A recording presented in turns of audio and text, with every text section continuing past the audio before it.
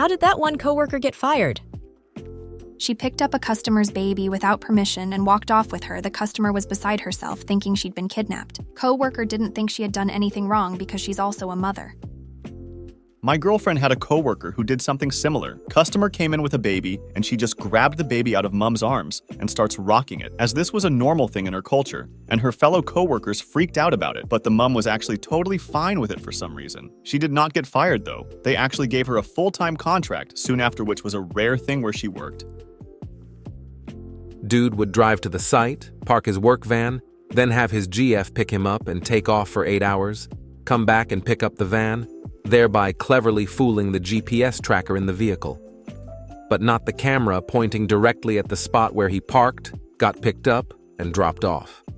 Cost the company a substantial contract, and himself a job. Obviously not the smartest guy, but how short-sighted. Surely his company would find out pretty quick no work was getting done. Our company was in the process of being sold. This guy, who was like the assistant manager, had been told by the original company that he would get the manager job when the other guy was promoted to regional manager. I'm simplifying it, but that's the gist. Anyway, the manager was kind of a dick, and we didn't care for him. But this guy was a total douche. If he'd been promoted, it would have been a disaster. When the time came for us to sign our contracts with the new employer, he went to each and every person in the department and asked us to refuse to sign unless the manager was fired and he was promoted. He tried to stage a coup. Nobody agreed with his plan, and one person reported him to the higher-ups. He took the next day off because it was his birthday, and when he returned to the office, HR was waiting for him. Then he sued for wrongful termination. He lost. This is amazing. You'd better be abso-fucking-lutely sure about how people feel about you before pulling this. Dude grossly overestimated other people's opinions of him.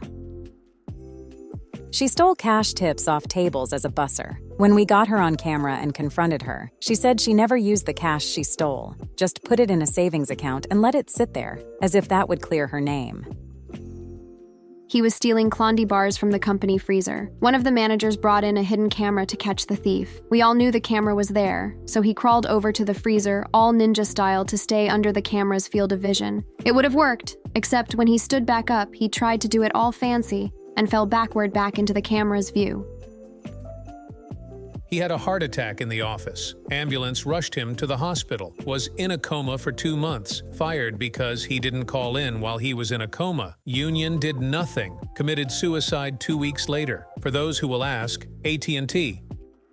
Hello, HR? Yeah. I'm in a coma in the hospital. Yeah. From that heart attack. No, I'm not conscious. What HR expected. U.S. military. Guy in my squadron was getting a general discharge for bad behavior like missing appointments, mouthing off, refusing to adhere to uniform standards, that sort of thing. For anyone not military, anything other than an honorable discharge means you don't qualify for veterans benefits, and there's a little mark on your background check. Still, a general discharge isn't the end of the world, and was the best possible option for this guy.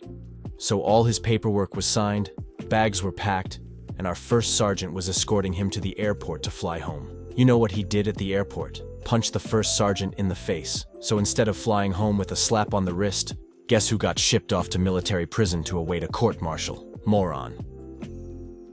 We had an employee cafeteria at a Fortune 500 company. You'd get your food at a counter and bring it, in one of those white foam clamshell containers, to the register where you'd just tell the cashier what you got. This one fellow regularly ordered 3 egg scrambles and told the cashier he had just 1 egg. He got caught once and told never to do it again. He did it again and lost a $100K plus a job for stealing eggs. Similar thing happened at my work, Fortune 500 company. Vice president of some department. Company cafeteria, but it was a salad. Would order a salad in line, the kind that they charge by weight, and would loiter around until the cashier line got busy and then slip out the exit. Cafe worker noticed, told her boss told corporate security. They start watching for him, and due to the guy's position, they watch for a few weeks. 2-3 eggs a week. He does this for close to a month. Finally, they decide, okay, now it's ironclad and we can fire him, so they walk him out. Turns out he thought charging for salad was a ripoff and decided he wasn't playing the game with the cafe.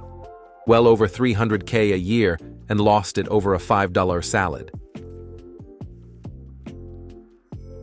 He had this job for several years. Nobody really liked him, maybe because he told them he had the highest IQ of any of them. He also worked the lowest labor grade job. I never talked to him much, but around the pandemic, I mentioned about the shortages. He started telling me he was ready for everything to crash with a bunch of silver coins and some gold. I was okay with our conversation until he started with white supremacy shit. A few days later, a new guy he was training asked the boss to put him with someone else. He was Hispanic, and the dude had started telling me that white people were superior because they were more intelligent. He got called in to speak with HR, and he told the black HR manager the same thing. That's how he got fired.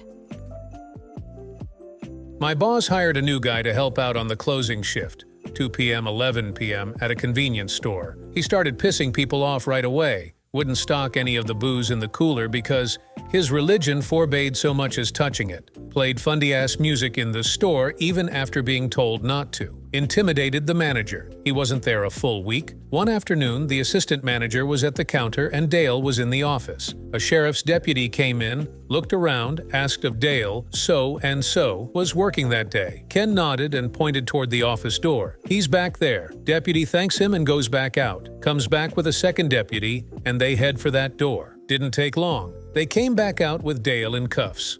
Turns out our squeaky clean preacher boy had warrants out for cocaine possession and for beating the living crap out of his wife. A few days after the arrest, the results of the company's background check finally came in, and he was fired. Here ended the lesson.